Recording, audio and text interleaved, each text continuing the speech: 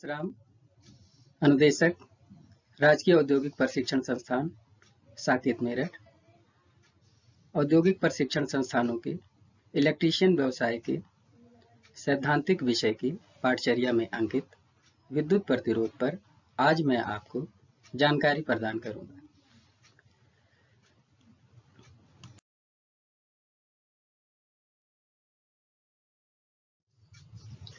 आज का जो हमारा प्रसंग है वो विद्युत प्रतिरोध है। तो विद्युत प्रतिरोध को आगे बढ़ाने से पहले सबसे पहले हमें ये जानना जरूरी है कि इसका इलेक्ट्रिकल सेक्टर में इसकी क्या भूमिका है। जैसा कि हम जानते हैं इलेक्ट्रिसिटी दो प्रकार की होती है, एक डीसी करंट और दूसरा एसी करंट।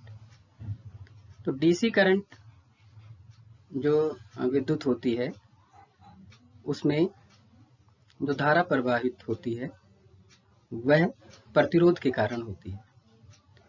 प्रतिरोध के कारण धारा प्रवाहित होना, इसका तात्पर्य है कि इलेक्ट्रिसिटी का उपयोग हो रहा है, यानी कि ऊर्जा की खपत हो रही है। यानी जब भी सर्किट में, चाहे वो एसी सर्किट हो या डीसी सर्किट हो, उसमें करंट प्रवाहित होती है तो इसका तात्पर्य है कि विद्युत ऊर्जा का उपभोग हो रहा है। डीसी सर्किट में जो उसकी धारा है, डीसी सर्किट की धारा, वह पूरी तरह से सर्किट के प्रतिरोध पर निर्भर करती है। परंतु एसी सर्किट की जो धारा है तो एसी सप्लाई के कारण वो अपने तीन प्रभावों में बट जाता है। वो तीन प्रभाव कौन से हैं? एक रेजिस्टिव, दूसरा इंडक्टिव और तीसरा कैपेसिटिव। इनमें किसी एक या किसी दो या तीनों के प्रभाव से एसी सर्किट की करंट निर्भर करती है, जिसकी चर्चा हम आने वाले दूसरे प्रसंगों में करेंगे। तो कुल मिला के ये है, प्रतिरोध का विद्युत के क्षेत्र में बहुत ही महत्वपूर्ण भूमिका है। तो सबसे पहले हम आपको बताएं कि आज के इस प्रशिक्षण में हम किन चीज़ों की जानकारी हासिल करेंगे। तो आइए देखते हैं आज के विद्युत प्रतिरोध की जो कार्यसूची है। हम इस प्रसंग के माध्यम से प्रतिरोध क्या होता है, ओम किसे कहते हैं, विशिष्ट प्रतिरोध क्या है, प्रतिरोध के कितने नियम हैं, तापमान का प्रतिरोध पर क्या प्रभाव पड़ता है, प्रतिरोध का वर्गीकरण कितने तरीके से किया गया है, वह उनको मापने की कितनी विधियां, और अंत में प्रतिरोध का संयोजन कितने तरीके से किया जा सकता है और उन संयोजनों का क्या उपयोग है। प्रतिरोध किसी पदार्थ का वह गुण जो विद्युत धारा के मार्ग में बाधा उत्पन्न करता है, उसे विद्युत प्रतिरोध कहते हैं। इसको R से प्रदर्शित करते हैं। इसकी मापन इकाई ओम है और प्रतिरोध मापने के लिए ओम मीटर का उपयोग किया जाता है। जैसा कि हमने पहले बताया, ये जो प्रतिरोध है ये किसी सर्किट में धारा बहने का मुख्य कारण है। तो इससे ये अनुमान लगाया जा सकता है कि प्रतिरोध का इलेक्ट्रिसिटी के क्षेत्र में बहुत ही महत्वपूर्ण रोल है। अब आप चित्र में देख सकते हैं, यहाँ पर ये इसका फिजिकल इमेज है कि ये प्रतिरोध जनरली कैसा दिखाई देता है।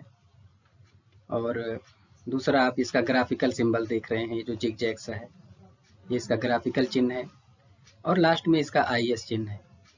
तो ये ग्राफिकल चिन्ह और IS चिन्ह जो होता है, ये जब हम विद्युत सर्किट का डायग्राम बनाते हैं तो उसमें इसका उपयोग करते हैं।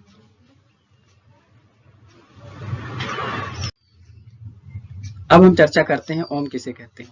ओम क्या होता है? यह प्रतिरोध की इकाई है, यानी प्रतिरोध को मापने की इकाई है। और इसको कैसे परिभाषित करेंगे? यदि किसी पदार्थ के सिरों के बीच का मतलब है उसका पहला और अंतिम सिरा के बीच विभवांतर 1 वोल्ट हो, यानी कि हमने 1 वोल्ट सप्लाई से उसको कनेक्ट किया तथा उसमें 1 एम्पियर करंट प्रवाहित हो रही हो, यानी उसमें बहने वाली जो धारा है वो 1 एम्पियर है, तो उस पदार्थ का प्रतिरोध का जो मान होगा वो 1 ओम होगा। और इसका चिन्ह जैसे आप यहाँ देख रहे हैं, ये ओम का चिन्ह है, इससे इसको दर्शाया जाता है। और इसको ऐसे भी परिभाषित कर सकते हैं कि 1 ओम बराबर 1 वोल्ट अपॉन 1 एम्पियर। यानी कि या तो हम इसको ऐसे बता सकते हैं जैसे ये इसकी परिभाषा है, या इसको ऐसे भी शो कर सकते हैं। अगर हमको ये चीज पता है, ये एक तरह का जो एक फार्मूले के रूप में है, इसको अगर हमें पता है तो हम ऊपर की जो परिभाषा है उसको अपने आप ही परिभाषित कर सकते हैं। अब बात करते हैं हम विशिष्ट प्रतिरोध की। विशिष्ट प्रतिरोध क्या होता है? किसी घन इकाई पदार्थ के विपरीत सिरों के बीच के प्रतिरोध को उस पदार्थ का विशिष्ट प्रतिरोध कहते हैं। विशिष्ट प्रतिरोध यानी कि उसको हम रेजिस्टिविटी भी कहते हैं। इसका यूनिट ओम मीटर है और इसे रो, आप देख रहे हैं, रो से प्रदर्शित करते हैं। इसको कैसे समझ सकते हैं हम? कोई भी पदार्थ है, कोई भी मटेरियल है, उसका एक क्यूब ले लीजिए। क्यूब अर्थात उसकी लंबाई, चौड़ाई और ऊंचाई तीनों बराबर है। जैसा कि हमने बताया कि इसका यूनिट ओम मीटर है, तो उसकी जो डायमेंशन है क्यूब की, जो विमाएं है, वो 1 मीटर की होनी चाहिए। 1 मीटर लंबा, 1 मीटर चौड़ा और 1 मीटर ऊंचा। वो कोई भी पदार्थ हो सकता है।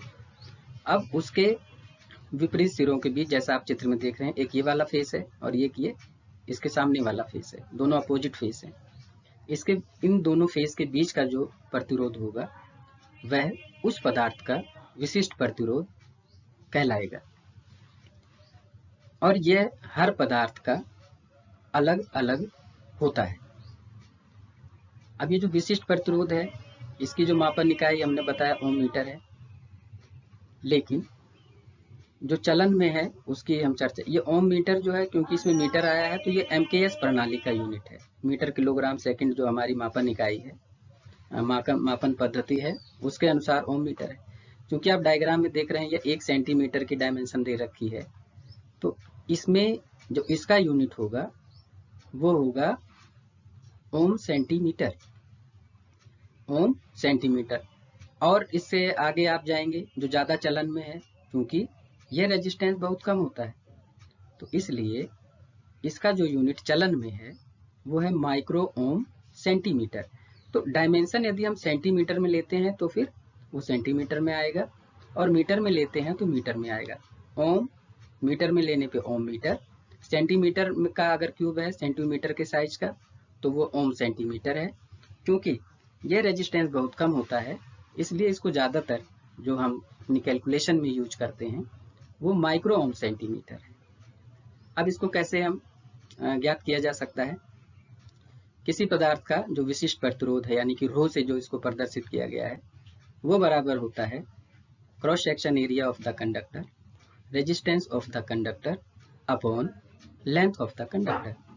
तो जो क्रॉस सेक्शन एरिया यहाँ पर आप देख रहे हैं डायग्राम में, फार्मूले में, वो मीटर स्क्वायर है, और रेजिस्टेंस का यूनिट ओम है तो रेजिस्टेंस ओम में है, और लेंथ ऑफ द कंडक्टर वो मीटर में है। तो इस सूत्र के अनुसार यहाँ पर जो हम यूनिट लिखेंगे स्पेसिफिक रेजिस्टेंस का, वो लिखेंगे ओम मीटर। और यदि हम ये मीटर वाली जो हमारी जो राशि है, यदि हम इसको सेंटीमीटर में लेते हैं, ये जैसे एरिया सेंटीमीटर स्क्वायर में आ जाए, लेंथ जो है सेंटीमीटर में आ जाए, तो यहाँ पर जो यूनिट क्या बन जाएगी, वो बन जाएगी ओम सेंटीमीटर। तो इस तरीके से ये विशिष्ट प्रतिरोध को परिभाषित किया जा सकता है। और ये उम्मीद है आपको आसानी से समझ में आ गया होता है कि कोई भी किसी भी मटेरियल का आप क्यूब ले लीजिए, उसके आमने सामने सिरों का रेजिस्टेंस मेजर कीजिए, तो वह उस पदार्थ का विशिष्ट प्रतिरोध कहलाएगा, या रेजिस्टिविटी भी उसको कह सकते हैं। अब इसका एक ये भी है कि हम उसको इस तरीके से भी समझ सकते हैं कि एक समान साइज का मतलब ये है कि उसका क्रॉस सेक्शन एरिया और लेंथ समान है। दो मटेरियल की एक कंडक्टर लेते हैं, वायर लेते हैं, एक कॉपर का ले लीजिए और एक आयरन का ले लीजिए। तो उसमें जब आप तुलना करेंगे तो आयरन की जो वायर है या आयरन का जो कंडक्टर है उसकी अपेक्षा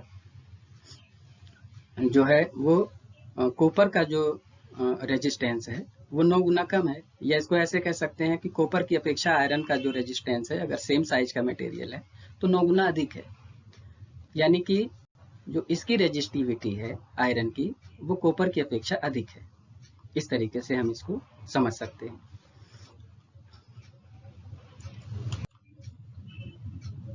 अब हम बात करते हैं प्रतिरोध के नियम की। प्रतिरोध के कितने नियम होते हैं? तो पहला नियम प्रतिरोध का, जिसमें ये बताया गया है कि चालक का प्रतिरोध लंबाई के समानुपाती होता है। अर्थात यदि क्रॉस सेक्शन एरिया को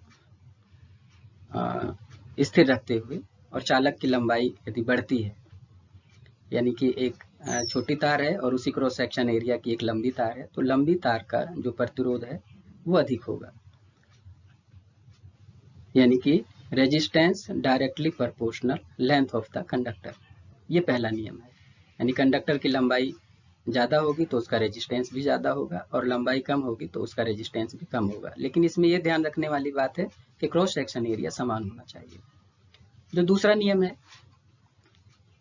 दूसरा नियम कहता है कि चालक का प्रतिरोध उसके अनुप्रस्थ काट क्षेत्रफल के विलोमानुपाती होता है। अनुप्रस्थ काट क्षेत्रफल यानी क्रॉस सेक्शन एरिया उसके विलोमानुपाती होता है। अर्थात सेम मटेरियल के आप दो तार लीजिए, एक का क्रॉस सेक्शन कम हो और दूसरे का क्रॉस सेक्शन ज़्यादा हो, तो ये कहता है कि चालक का प्रतिरोध उसके क्रॉस सेक्शन एरिया के विलोमानुपाती होता है।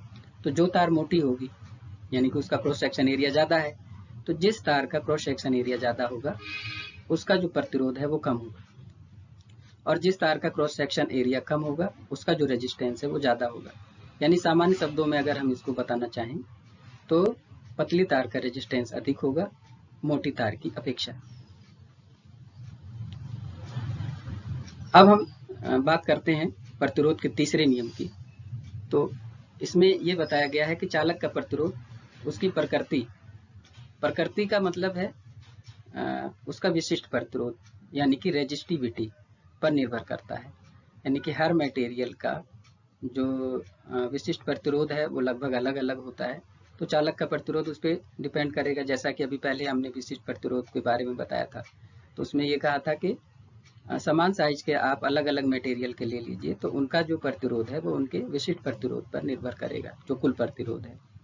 तो चालक का प्रतिरोध उसकी रेजिस्टिविटी पर निर्भर करता है, इसको हम ऐसे कह सकते हैं। अगला नियम है वो कहता है कि चालक का प्रतिरोध उसके तापमान पर निर्भर करता है। अब तापमान पर निर्भर करने का तापमान पर कैसे निर्भर करता है इसको हम आगे समझेंगे। अब तापमान का प्रतिरोध पर क्या प्रभाव होता है? शुद्ध धातुओं का प्रतिरोध तापमान के समानुपाती होता है। अर्थात शुद्ध धातुओं का यदि तापमान बढ़ता है तो उनका प्रतिरोध भी बढ़ जाता है। शुद्ध धातुएं जैसे तांबा, चांदी, एल्यूमिनियम व लोहा इत्यादि, ये सभी प्योर मेटल्स हैं, और इनका जब तापमान बढ़ता है तो इनका प्रतिरोध भी बढ़ जाता है। आगे जो मिश्रित धातुएं हैं, जो एलॉय मेटल हैं, मिश्रित धातुएं हैं, उनका जो प्रतिरोध है वो तापमान बढ़ने पर वो कम बढ़ता है। यानी कि तापमान का बहुत कम प्रभाव होता है। अब ये मिश्र धातुएं कौन कौन सी हैं जो हमारे इलेक्ट्रिकल सेक्टर में यूज होती हैं? जैसे यूरेका है, मैग्नीज है, व नाइक्रोम इत्यादि है। इन जो मिश्रित धातुओं का जो है मिश्रित धातुओं का प्रतिरोध पर तापमान का बहुत कम प्रभाव होता है। तीसरे जो जैसे इंसुलेटर्स हैं, कुचालक हैं, कार्बन है और इलेक्ट्रोलाइट है, तो इन ऐसे जो मटेरियल हैं इनका प्रतिरोध तापमान के बढ़ने से कम होता है। यानी कि जब ये चीजें गर्म होती हैं, इनका तापमान बढ़ने लगता है तो इनका रेजिस्टेंस जो है वो कम होने लगता है, अर्थात इनका जो टेम्परेचर कोफिशिएंट है वो नेगेटिव होता है, यानी कि तापमान बढ़ने से इनका रेजिस्टेंस कम होता है। तो ये हो गया। उसके बाद जो हमारी इनर्ट गैसें हैं, इनर्ट गैसें कहाँ पर यूज होती हैं? जैसे डिस्चार्ज लैंपों में यूज होती हैं हमारे इलेक्ट्रिकल सेक्टर में। तो कई प्रकार की गैसें इस तरह की हैं जिनका तापमान बढ़ने से प्रतिरोध कम होता है, जैसे नियॉन, ऑर्गन व हीलियम इत्यादि। ये जितनी इनर्ट गैसें हैं, जब इनका टेम्परेचर बढ़ता है तो इनका भी प्रतिरोध कम हो जाता है। तो अब ओवरऑल जो हम देखें तो जो प्योर मेटल हैं उनका तापमान से सीधा सीधा संबंध है, यानी कि तापमान बढ़ेगा तो उनका प्रतिरोध भी बढ़ेगा। जो मिश्रित धातुएं हैं, जो जिसमें अलॉय है, उनका तापमान बढ़ने से प्योर मेटल की अपेक्षा कम प्रतिरोध बढ़ता है। तो जो मेटालिक चीजें हैं इनका देखो बढ़ रहा है, और इधर जो इंसुलेटर है और जो कार्बन है वह इलेक्ट्रोलाइट है और इनर्ट गैसें हैं, इन पर तापमान बढ़ने से इनका जो प्रतिरोध है वो कम होता है। अब देखिए प्रतिरोध का वर्गीकरण व मापन विधियां। प्रतिरोध का वर्गीकरण यानी कि इसको कितने भागों में वर्गीकृत किया गया है, वह इनको मापने की कौन कौन सी विधियां प्रचलन में है। सबसे पहले आता है निम्न प्रतिरोध। निम्न प्रतिरोध का मान 1 ओम से कम होता है, यानी कि अप टू 1 ओम। ये निम्न प्रतिरोध की श्रेणी में रखा गया है और इसे मापने के लिए निम्न विधियों का प्रयोग किया जाता है। वो कौन कौन सी विधियां हैं? नंबर 1, वोल्ट मीटर एमीटर विधि। यानी कि अगर किसी भी पदार्थ का आपको प्रतिरोध मेजर करना है और ये हमें मालूम है कि इसका प्रतिरोध बहुत कम है, तो इस विधि का हम प्रयोग कर सकते हैं। उसमें क्या होगा, जो चूंकि ये वोल्ट मीटर और एम्पियर मीटर यूज किया गया है, तो ये सप्लाई देकर ही इसकी गणना की जाएगी। तो कैसे होगा? जो हमारा प्रतिरोध है उसको हम सीधा सप्लाई से कनेक्ट करेंगे, विद्युत सप्लाई से कनेक्ट करेंगे, और सप्लाई के समांतर में वोल्ट मीटर को कनेक्ट करेंगे, व रेजिस्टेंस के सीरीज में या लोड के सीरीज में एमीटर को कनेक्ट करेंगे। तो जो हम इसकी रीडिंग आएगी, एम्पियर मीटर की रीडिंग आएगी और वोल्ट मीटर की रीडिंग आएगी। तो जैसा कि पहले से पूर्व से ज्ञात है कि रेजिस्टेंस बराबर होता है वोल्टेज बटे करंट। तो वोल्ट मीटर की रीडिंग जो आएगी वो और उसको हम डिवाइड कर देंगे एमीटर की जो रीडिंग आई है उससे। तो उस सर्किट का या उस मटेरियल का प्रतिरोध ज्ञात हो जाएगा।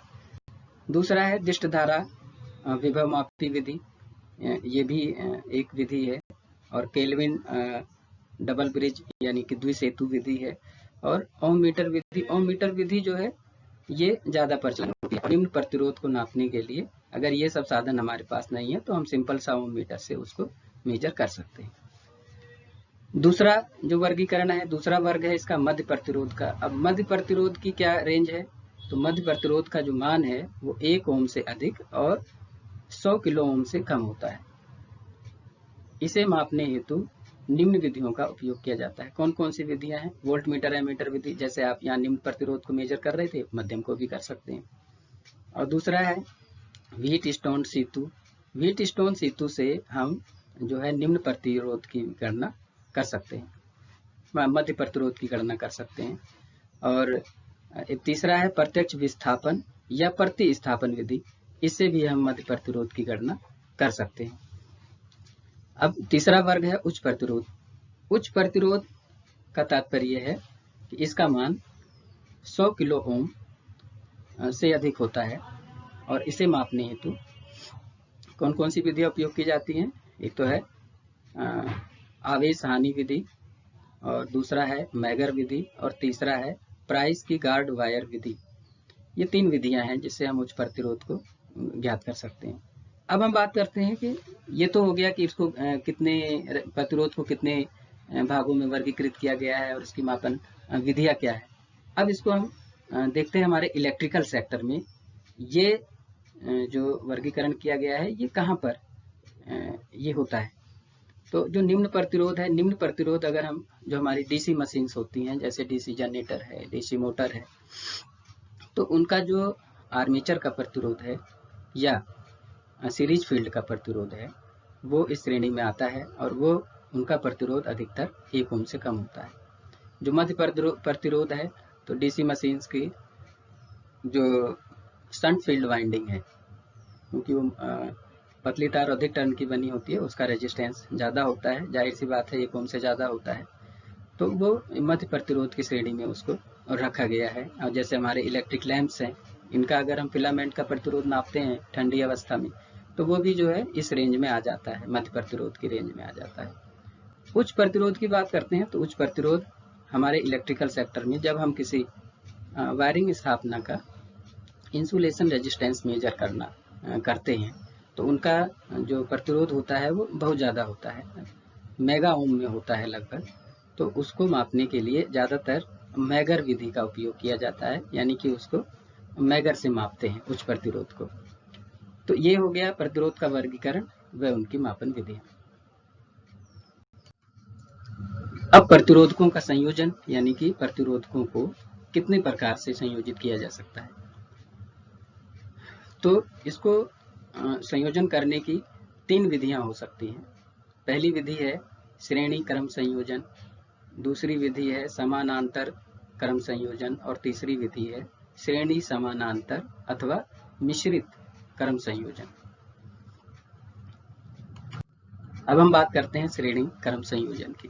श्रेणी क्रम संयोजन का मतलब है कि सारी चीजें जो है वो सीरीज में जुड़ी होती हैं। जैसे आप जनरली देखते हैं ये कहा जाता है कि मानव श्रृंखला बना लिया, तो मानव श्रृंखला बनाते हैं तो क्या करते हैं, एक दूसरे का हाथ पकड़ लेते हैं, एक हाथ इधर और किसी ने पकड़ लिया, दूसरा हाथ इधर और किसी ने पकड़ लिया, और ऐसे ही उनका जो एक एक हाथ खाली है वो और किसी ने पकड़ लिया, तो एक श्रृंखला बन जाती है। तो इस तरीके का जो संयोजन होता है उसको श्रेणी क्रम संयोजन कहते हैं। आप डायग्राम में देखिए ये 3 प्रतिरोध का उदाहरण दिया गया है, रेजिस्टेंस 1, रेजिस्टेंस 2, रेजिस्टेंस 3।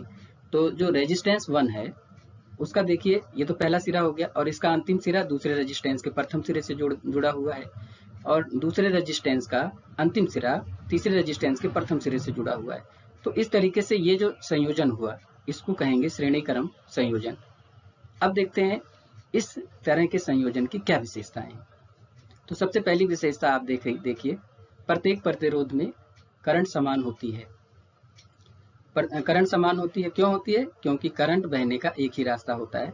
यानी अगर यहाँ पे ये सप्लाई से इसको कनेक्ट करते हैं तो ये देखिए करंट यहाँ से ऐसे बहते हुए तीनों प्रतिरोधकों में से गुजरते हुए और वापस सोर्स पे आ जाएगी।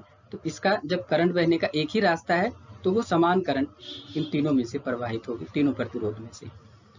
अब दूसरी विशेषता क्या है? प्रत्येक प्रतिरोध की वोल्टेज ड्रॉप का योग सर्किट को दी जाने वाली वोल्टेज के बराबर होगा।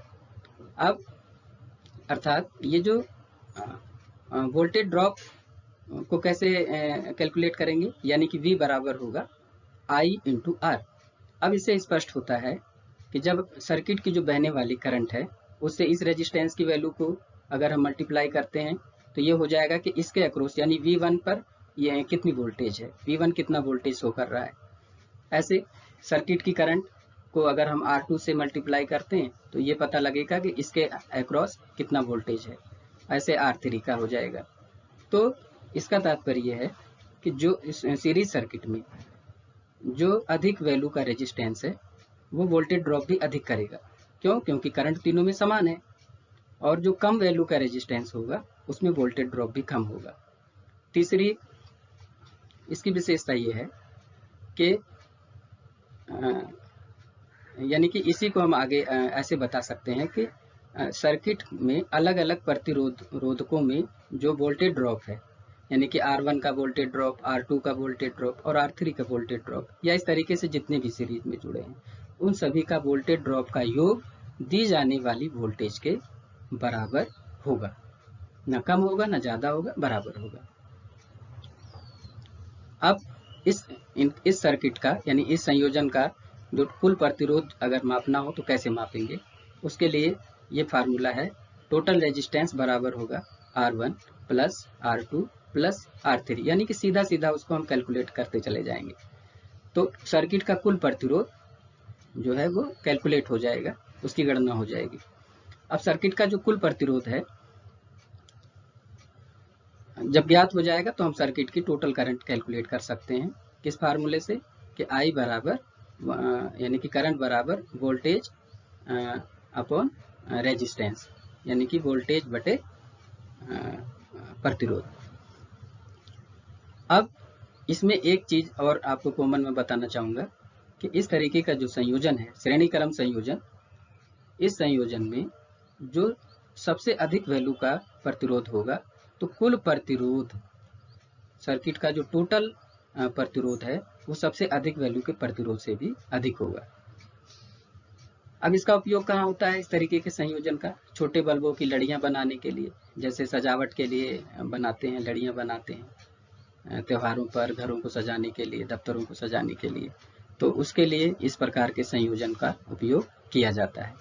दूसरा उपयोग ये हो सकता है कि वोल्टेज को ड्रॉप करने के लिए, जैसे मान लिया आपको 100 वोल्ट सप्लाई उपलब्ध है और आपको 80 वोल्ट की आवश्यकता है, तो आप सीरीज में कोई भी रजिस्टर लगा दीजिए, जो रजिस्टर ऐसा लगाना है जो उस सर्किट की करंट के अनुसार हो, इस करंट की कैपेसिटी हो उसकी, और वो 20 वोल्ट ड्रॉप कर ले तो 80 वोल्ट हमको जो आवश्यकता है वो हमको मिल जाएगी। अब बात करते हैं समांतर क्रम संयोजन की। समांतर क्रम संयोजन ये आप देख रहे हैं, इसमें 3 प्रतिरोध का उदाहरण है, R1 R2 R3, और तीनों के जो प्रारंभिक सिरे हैं उनको एक साथ कनेक्ट कर दिया गया है और जो अंतिम सिरे हैं उनको एक साथ कनेक्ट कर दिया गया है। तो इस तरीके का जो संयोजन है वो समांतर क्रम संयोजन कहा जाता है। अब इसकी विशेषताएं क्या है? सभी प्रतिरोधकों को बराबर वोल्टेज मिलती है, क्यों? आप जैसे डायग्राम में देख रहे हैं ये वोल्टेज सोर्स है, तो ये जो मिलेगा तो ये तीनों को ये यहाँ पे कनेक्ट है और इधर से ये दूसरा सिरा भी इनके अंतिम सिरे से इस तरीके से कनेक्ट है, तो सभी की वोल्टेज जो है वो बराबर होगी। क्यों? क्योंकि कनेक्शन ही ऐसा है, यानी कि इसमें बीच में और कोई वोल्टेज ड्रॉप नहीं है, सबको बराबर बराबर वोल्टेज मिलेगी। दूसरी विशेषता यह है, प्रत्येक शाखा की करंट प्रतिरोधकों की वैल्यू के अनुसार अलग अलग होती है।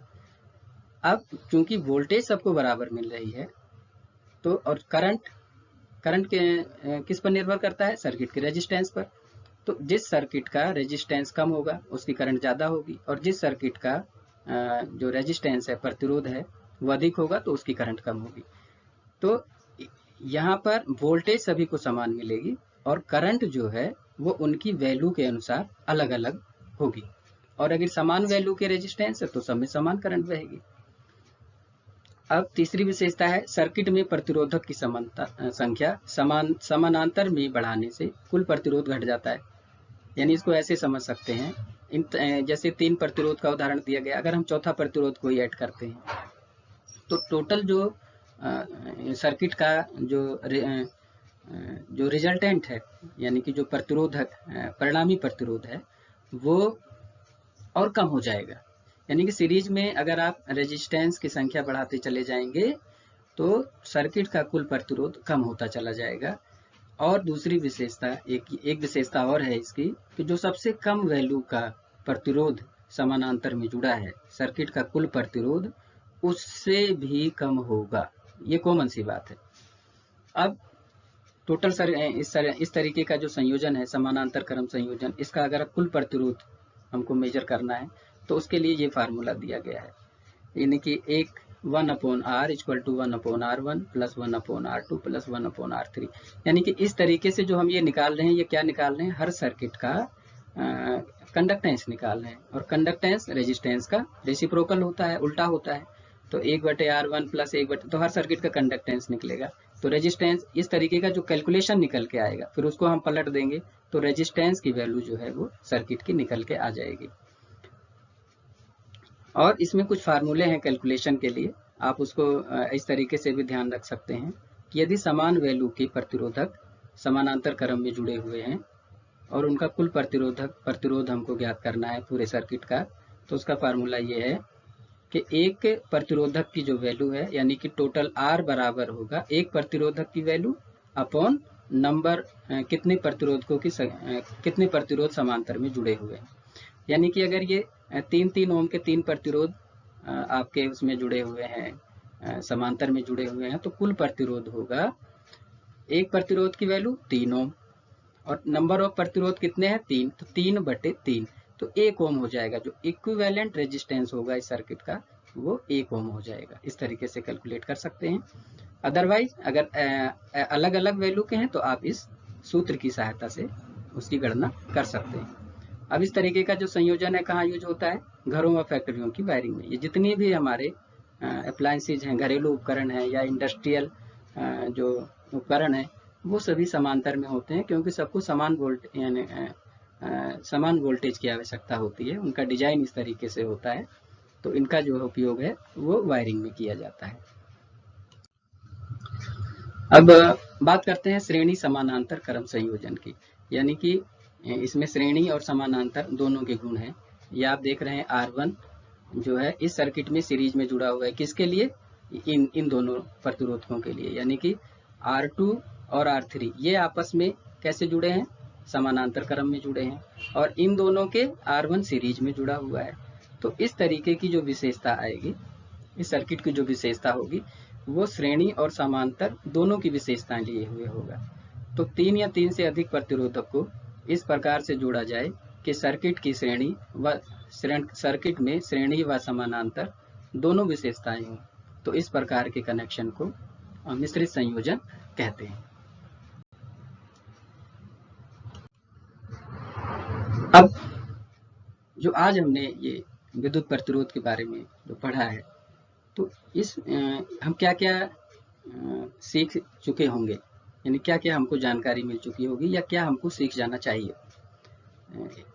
विद्युत प्रतिरोध क्या होता है, विद्युत प्रतिरोध की इकाई क्या है, विशिष्ट प्रतिरोध किसे कहते हैं, यानी कि रेजिस्टिविटी क्या है, और प्रतिरोध के नियम कितने हैं और वो नियम क्या क्या हैं, तापमान का प्रतिरोध पर क्या प्रभाव पड़ता है, प्योर मेटल हो या एलॉय हो या इंसुलेटर हो, कार्बन हो, इलेक्ट्रोलाइट हो या इनर्ट गैसें हो, उन पर तापमान का क्या प्रभाव पड़ता है, प्रतिरोधक का वर्गीकरण कितने प्रकार से किया गया है और उनकी मापन विधियां कौन कौन सी हैं, और अंत में प्रतिरोधक के संयोजन, यानी कि प्रतिरोधक को कितने प्रकार से संयोजित किया जा सकता है और उनका उपयोग इलेक्ट्रिकल सेक्टर में कहाँ किया जाता है और उनकी विशेषताएं क्या होती है।